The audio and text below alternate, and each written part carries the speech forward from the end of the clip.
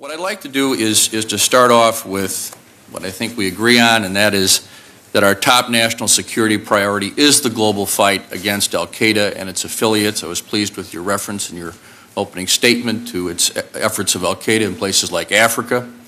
How we allocate our resources, the tools used in this struggle, is key to winning this fight, and without a more global and comprehensive approach, we will be unable to make our country or the world a safer place. Now, the current administration's decision to focus so many of our resources on Iraq at the expense of other areas has, I think, been a tragic mistake in this regard. So I would ask you, and I know you mentioned this issue first, to please share your vision of how you will follow up on President-elect Obama's pledge to redeploy the bulk of our troops from Iraq in 16 months. What steps do you expect the State Department will take to ensure that this transition occurs as safely and smoothly as possible? Well, Senator, thank you very much. And, this is a primary priority, as you know, of the incoming administration.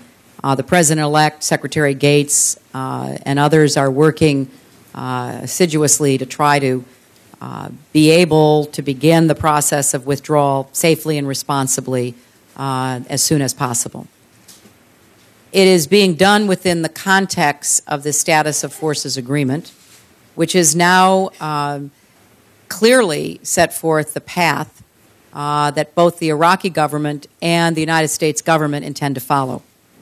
There is some differences in timing, but the important aspect of the so-called SOFA is that the United States government under President Obama will be withdrawing troops, and the Iraqi government not only accepts that, but wishes to facilitate it. So we look to begin moving our combat brigades out of cities and towns and villages, hopefully by June, and then proceed with the withdrawal and in some instances redeployment of some of those troops to Afghanistan. Now, the military details of this are obviously not within the province of the State Department. But there is a companion document that was signed by the United States government and the government of Iraq, which was an agreement of friendship and cooperation.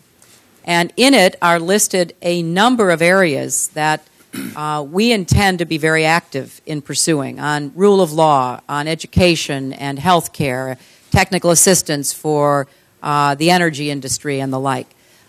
It is my intention that we will very quickly, in consultation with the Iraqi government and other agencies within our own government, put together the teams and activities that we will be offering that will support the withdrawal of our troops and also fulfill the agreement that we have with the government of Iraq.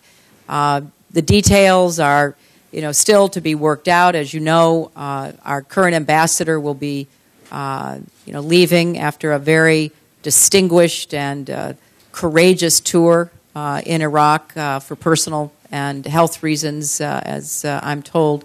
But he deserves a great deal of gratitude for the leadership he's provided on the civilian side.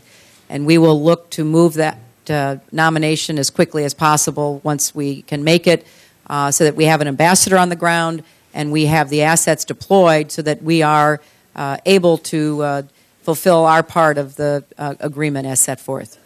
Thank you, Senator.